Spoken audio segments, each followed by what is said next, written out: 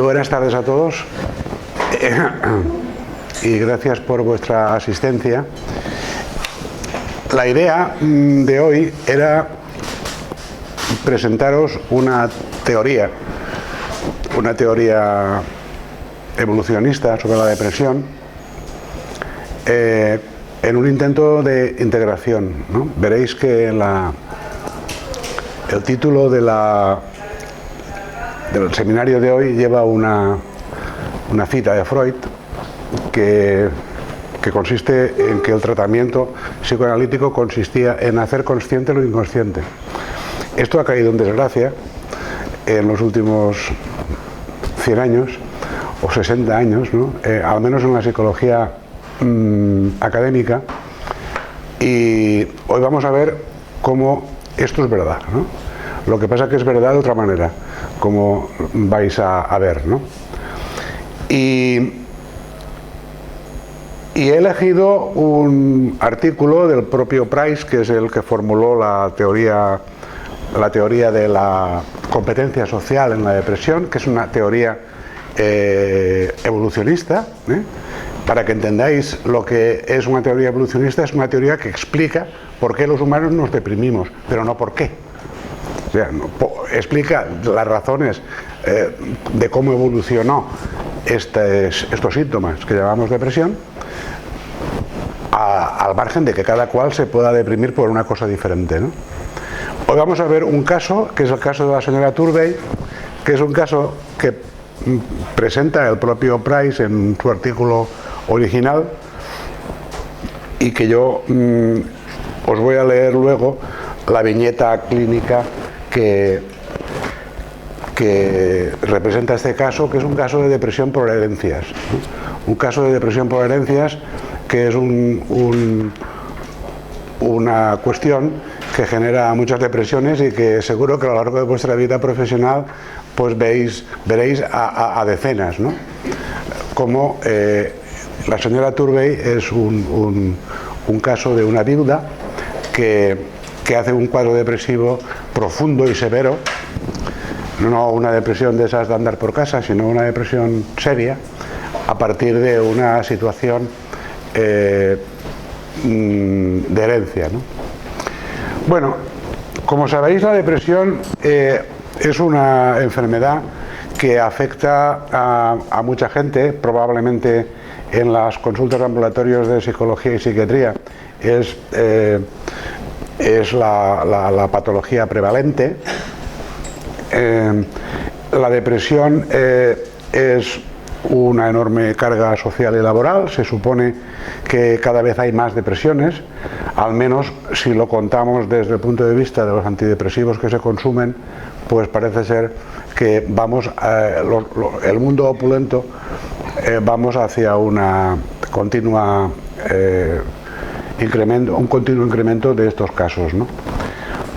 Como veis, la prevalencia pues está en torno al 5 al 8% de la población general, lo cual significa que es muy frecuente y que es más frecuente en los países opulentos.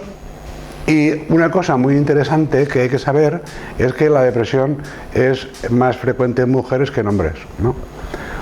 Todos sabemos esto, todos lo vemos en la práctica, todo el mundo lo cita y lo dice, hay miles de teorías, pero solamente hay una teoría que lo explica, que es la teoría evolucionista. ¿Por qué las mujeres se deprimen más que los hombres? Pues porque las mujeres no ven afectado su fitness reproductivo por la depresión. Recientemente se ha publicado un artículo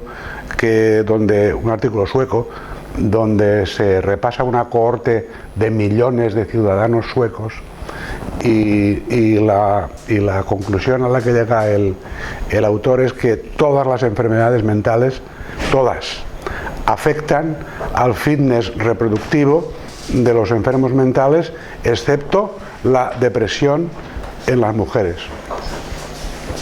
Es decir, las mujeres se pueden deprimir y eso no afecta a que puedan reproducirse, mientras que un hombre deprimido, pues como sabéis, tiene todas los números para pasar la mano por la pared, ¿no? Porque el hombre necesita más empuje y más iniciativa para conseguir una pareja.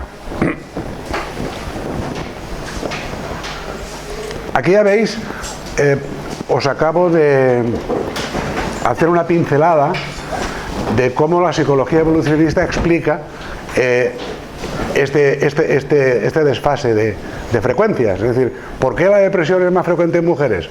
Pues precisamente porque las mujeres no se ven afectadas por la depresión cuando están enfermas.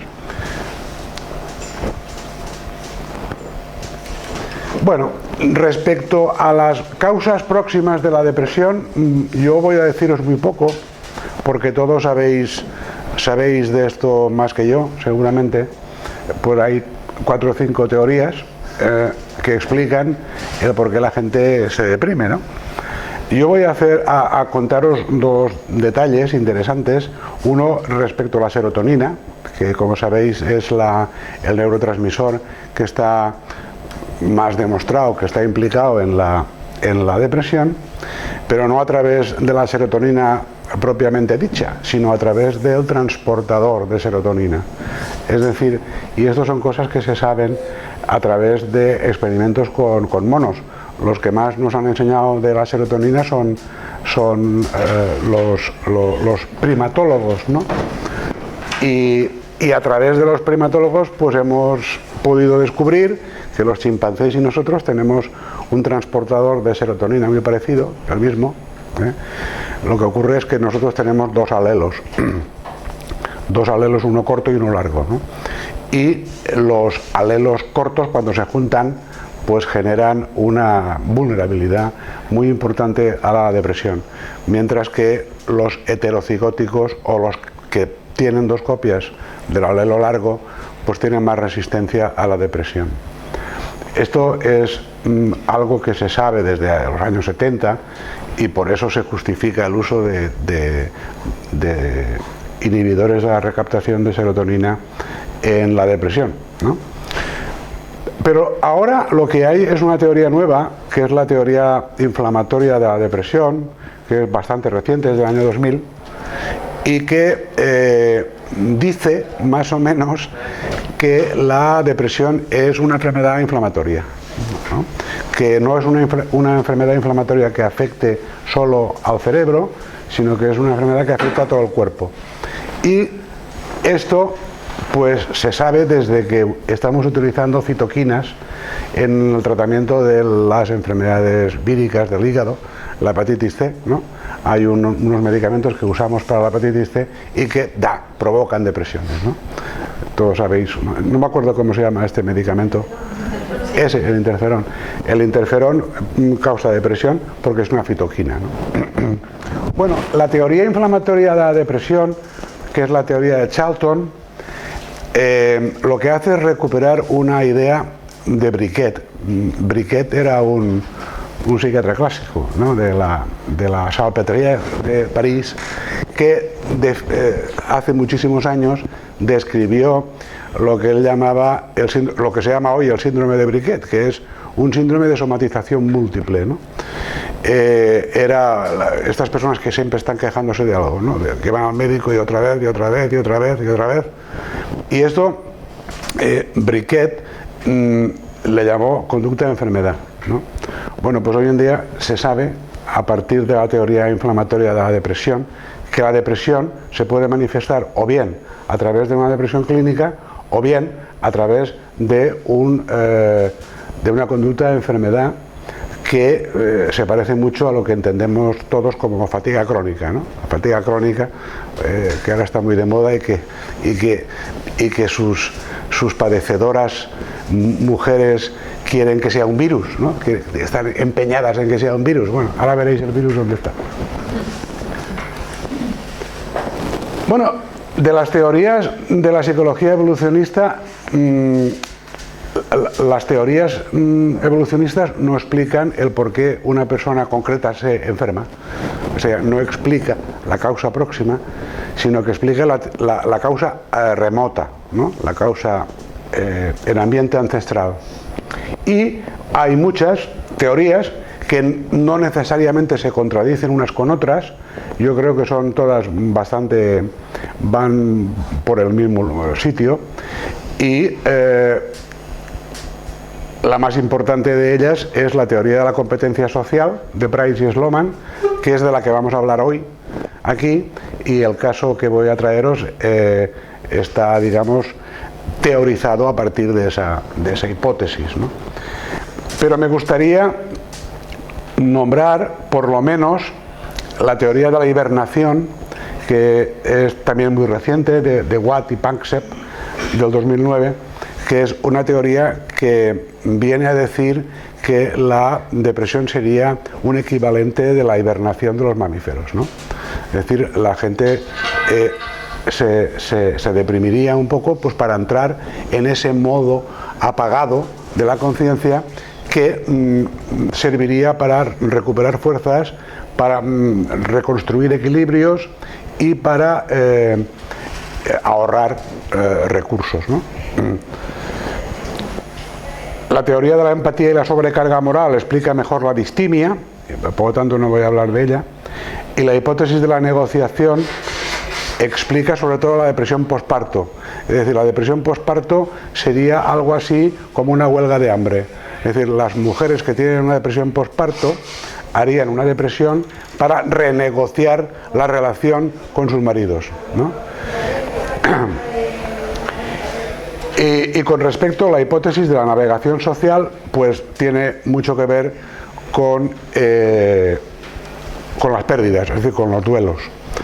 Cuando una persona pierde a alguien querido, tiene que reconstruir toda su vida y todo su mapa cognitivo a través de esa pérdida. Entonces tiene que reconstruir, y eso gasta tiempo y recursos, ¿no? Es decir, que todas estas teorías de la psicología evolucionista no se contradicen unas con otras, sino que cada una de ellas explica mejor algunas depresiones y no otras, ¿no? Y además son todas totalmente compatibles con las causas próximas, con independencia de que cada uno se deprima por una cosa u otra, ¿no? De manera que, ahora que ya sabemos que la psicología evolucionista lo que explica son las adaptaciones en tiempo ancestral, pues tenemos que ver en qué consiste esto de las adaptaciones, ¿no? Una adaptación quiere decir que un órgano, un rasgo, una conducta o una patología emergió porque en el momento ancestral representaba una ventaja, aunque hoy ya no la represente.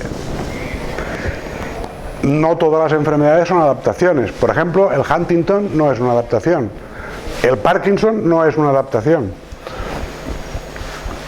Pero algunas enfermedades sí que son adaptaciones.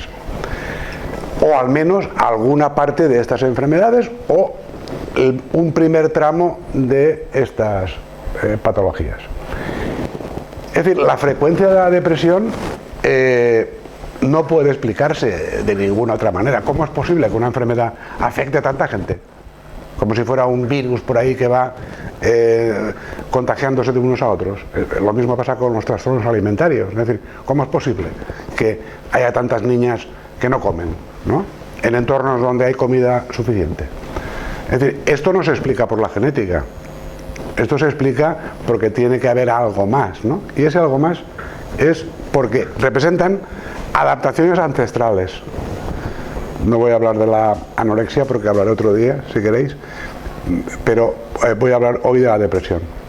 Es decir, la depresión, en este sentido, podría considerarse un apagado o un funcionamiento de baja definición, o como dice Price, a prueba de fallos, destinado a ahorrar energía. Es decir, lo mismo de la hibernación. Retirarse de la arena, es decir, no competir. E introducir conductas de reconciliación. Y, evidentemente, la frecuencia más alta en las mujeres induce a pensar de que existe una intensa selección sexual en la presentación de esta enfermedad, como antes os he contado. Lo cual nos lleva a otro punto de vista, que es cómo hace la evolución para introducir cambios en los organismos, ¿no? ¿Cómo se las arregla? Bueno, pues unas cosas, una ya os la he contado, que es una adaptación. Es decir, las adaptaciones son adaptaciones genéticas. En tiempo ancestral emergió un gen que configuró una matriz que ahora le llamamos depresión. La exaptación es un concepto de Stephen Jay Gould que tiene que ver con que un órgano pudo haber sido diseñado para una cosa y al cabo del tiempo usarse para otra, ¿no? Por ejemplo, las alas de los pingüinos, ¿no? Fueron diseñadas para volar y ahora sirven para nadar, ¿no? Stephen Jay Gould cree que el lenguaje apareció también de esta manera, es decir, se diseñó para una cosa, es decir, para gruñir y para señalar, y al final acabó convirtiéndose en lo que es hoy, el cotilleo, que todos sabéis, ¿no? Que para eso sirve el lenguaje, para cotillear, ¿no? Pero eso es otra clase, la del cotilleo. Y el subproducto es algo que es neutral, es decir, la evolución no ha empujado hacia ese lugar, pero es una consecuencia de otra cosa. Y el ruido es algo que no sirve para nada, que es una basura lag, un genoma basura. Y para que veáis la diferencia, aquí tenéis esto. Esto es una mano con 6 dedos, que es una malformación, entre comillas, que surge con alguna frecuencia y que me ha parecido oportuno traer aquí para señalar qué os parece. ¿Esto es una adaptación, un subproducto o ruido? Es muy interesante el hecho de que nuestras manos tengan 5 dedos. ¿No os habéis planteado nunca por qué 5 y no 4 o 3 o 6? Bueno, eso es otra clase. Esto es porque es un número de Fibonacci. Y los organismos crecemos con números de Fibonacci, ¿no? Series de Fibonacci. El caso es que esta malformación, que no tiene ninguna consecuencia, digamos, instrumental, es decir, la gente que tiene 6 dedos en la mano no le pasa nada, solo que desde el punto de vista estético pues no les gusta, porque los niños en el colegio lo señalan y les pegan, mira, tiene 6 dedos, ¿cuántos?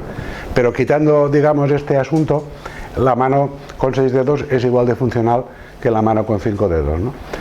Y desde el punto de vista de las modificaciones que ofrece la evolución, diríamos que esto es ruido, es decir, esto no ni informa ni desinforma, no tiene ninguna trascendencia.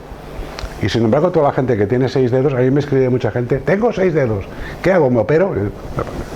Pues no. Y hay gente que tiene incluso 6 dedos en los pies, ¿no? Que es todavía más curioso. Que eso sí que puede ser más desadaptativo, pero en fin, las manos de 6 dedos no son.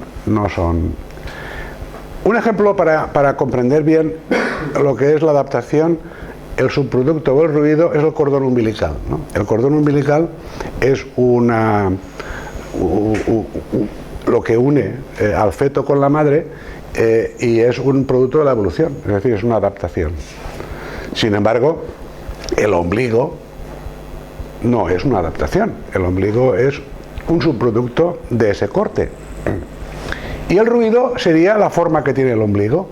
Hay ombligos protuberantes, estrellados, abiertos, desbotifarrados, es decir, cada ombligo es de una manera, y esto es ruido, es decir, no tiene ninguna importancia desde el punto de vista de la evolución.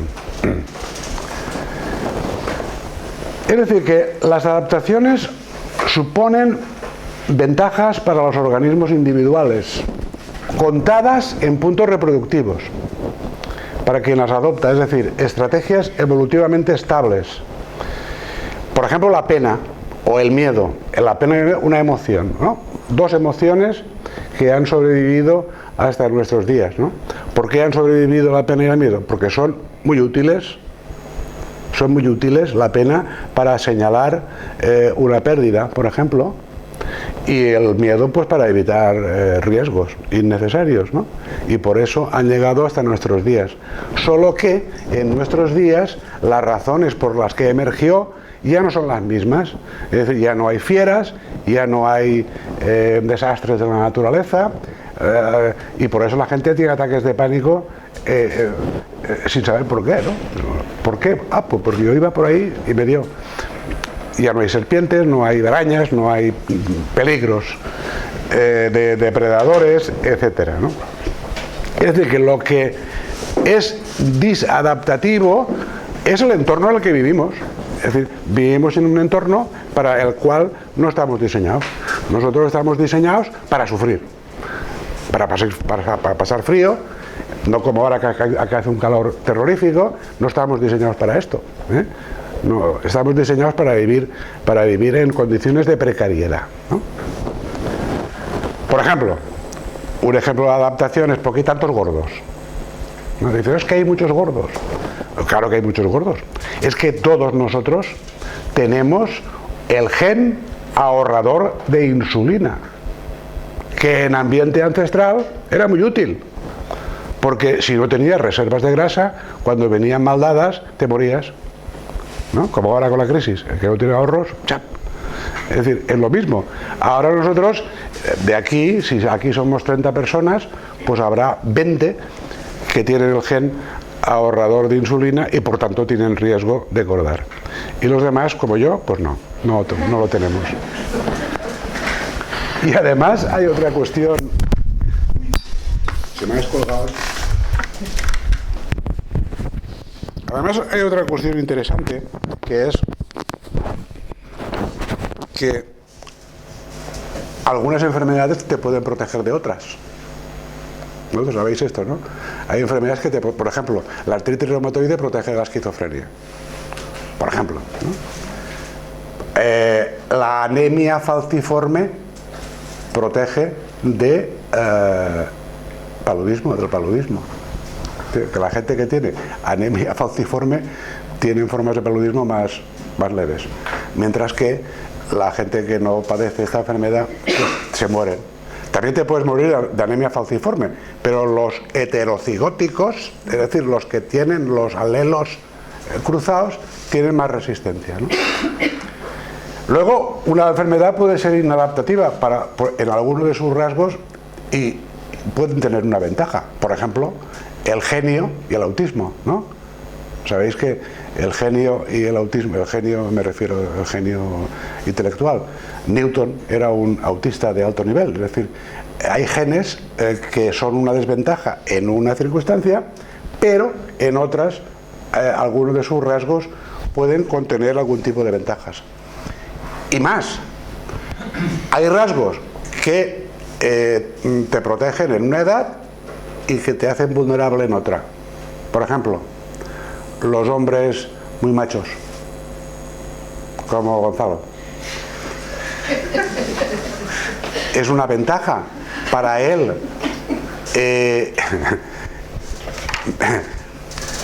ahora que es joven, porque la masculinidad tiene muchas ventajas, la testosterona tiene muchas ventajas cuando uno es joven, pero cuando uno es mayor, ¿qué pasa? ¿Qué riesgo tiene? ¿Cuál es el riesgo médico más importante de los hombres viriles?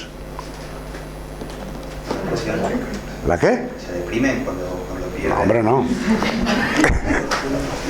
Tienen un riesgo hormonodependiente. El cáncer de próstata, ¿vale?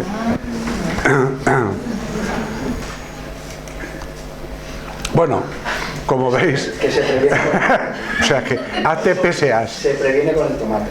Sí, eso es verdad. Y con más cosas. Y ya te las diré. El asunto es que la depresión, como veis, pues tiene muchas paradojas, ¿no? Es demasiado frecuente para ser considerada una avería genética, es demasiado disfuncional para ser considerada una adaptación sin más, y es por esto que algunos autores, como este que pongo aquí, Rayson y Miller, opinan que los alelos que conducen a la depresión están presentes en la mayor parte de la población, igual como la resistencia a la insulina, ¿vale?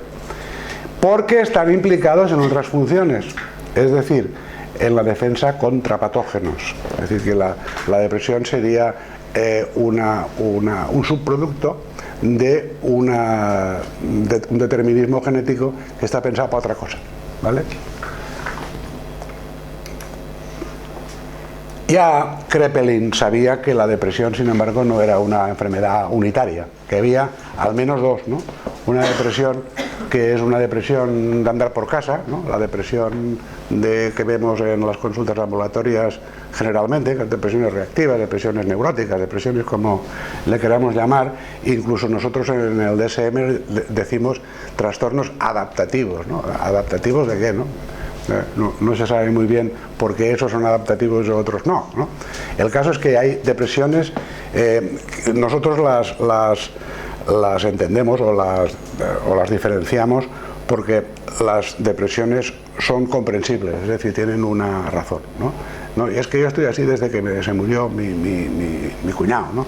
O mi mascota. No, yo estoy así porque no lo sé por qué, ¿no? Luego veremos que esto de no saber por qué uno se deprime tiene mucho que ver con la teoría de la competencia social, ¿no? Es decir, uno puede saber o no saber, pero lo que está claro es que la mayor parte de las depresiones, como veremos luego, son depresiones por derrota, ¿eh?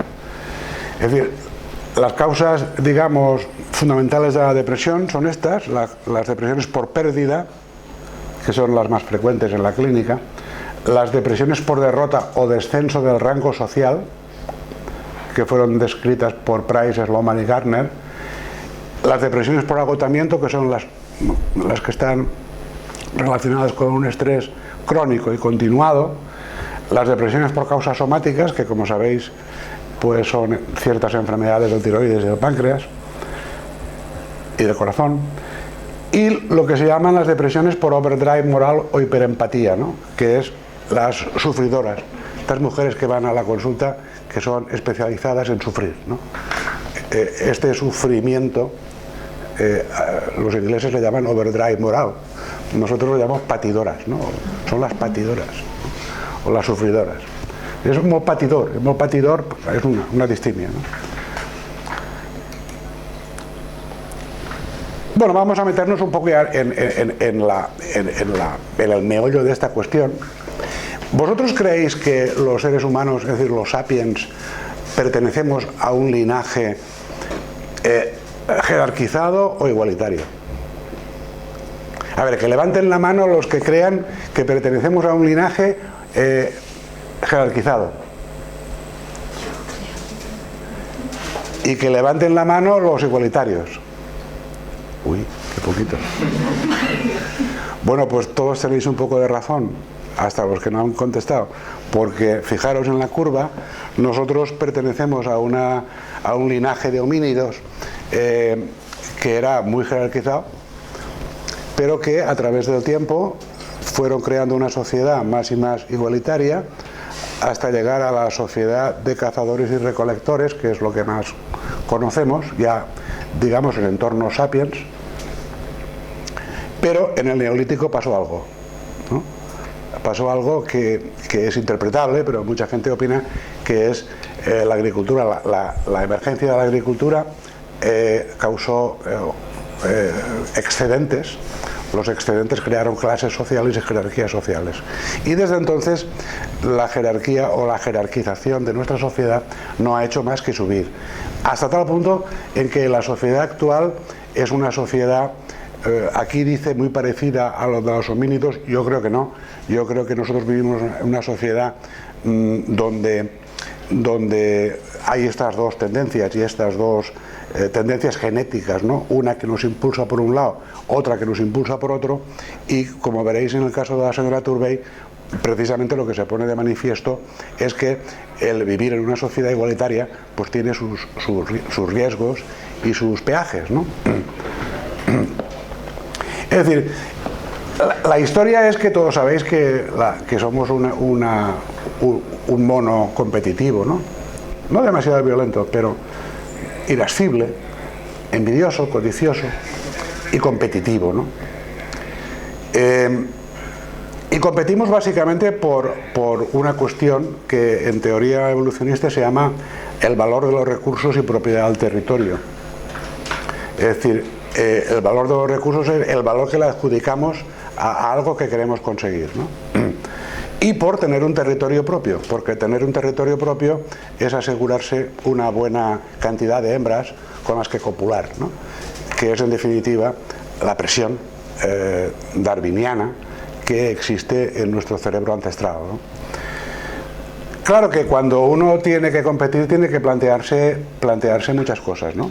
Es decir, el valor real del recurso por el que se compite, teniendo en cuenta que si tú le quieres arrebatar el territorio a alguien que es su dueño, no va a ser lo mismo que si se lo pretendes arrebatar a otro que no tiene dueño, ¿no? Que no tiene territorio.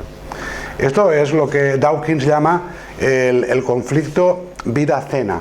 Es decir, cuando una gacela persigue, cuando un jaguar o un chita persigue a una gacela, uno está luchando por su vida, la gacela, mientras que el otro está luchando por comer. De manera que es obvio que la gacela pondrá más valor y más recursos en su huida que la chita, ¿no? Y por eso los depredadores casi siempre pasan la mano por la pared, porque vivir de depredación es muy difícil, como sabéis. Es decir, muy complicado, ¿no? Porque de cada 10 veces 8 uno fracasa, ¿no? Porque la gacela se escapa. El asunto es que nuestro cerebro está siempre haciendo una valoración continua en términos bayesianos de probabilidades sobre si nos conviene o no nos conviene meternos en una guerra por ese recurso al que le adjudicamos valor, ¿no? Pero heme aquí que los primatólogos como Chance descubrieron que hay dos formas de competir. Una forma que es pegarse uno paliza con el otro, ¿no? Que es la forma agonística, que tiene que ver con la lucha y la intimidación, y que tiene una desventaja, y es que hay un ganador y un perdedor. Hay uno que pierde siempre, ¿no? Y por eso que hay uno que pierde siempre se inventó el ritual. ¿El ritual qué es? El ritual es, en un conflicto agonístico, uno que se rinde, ¿no? Y entonces baja las orejas, pone el cuello, se acuesta en el suelo, ofrece la barriga o hace muestras de sumisión para que el otro no le mate, ¿no? Es decir, en los conflictos agonísticos en los animales es muy raro que la sangre llegue al río.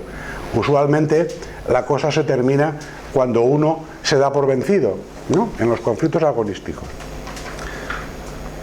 Sin embargo, en los conflictos hedonísticos la cosa ya se complica un poco más, porque ya no hay una lucha más o menos ritualizada por el recurso, sino lo que hay es una seducción. Es decir, hay uno que trata de seducir al otro, que es el que tiene el valor del recurso, para compartirlo con él, ¿no? Esto es típico de nuestra especie. Nosotros ya no competimos a puñetazos o con balas, ¿no? Competimos a base de lo que se llaman las habilidades sociales, ¿no? Hay unos que tienen más habilidades que otras y consiguen más recursos que otros porque precisamente tienen un cierto valor hedonístico, ¿no? La ventaja que tiene el conflicto hedonístico es que no hay vencedores ni vencidos, sino que todos ganan, ¿no? Gana el que pierde y gana el que gana. Pues el asunto es que Price toma precisamente esta teorización de los primatólogos y entonces dice: el ganador de un conflicto agonístico escala y el perdedor de un conflicto agonístico desescala. Bueno, la escalada, pues ayer por ejemplo en la sesión clínica vimos un caso de escalada, ¿no? Un caso de escalada de agresión.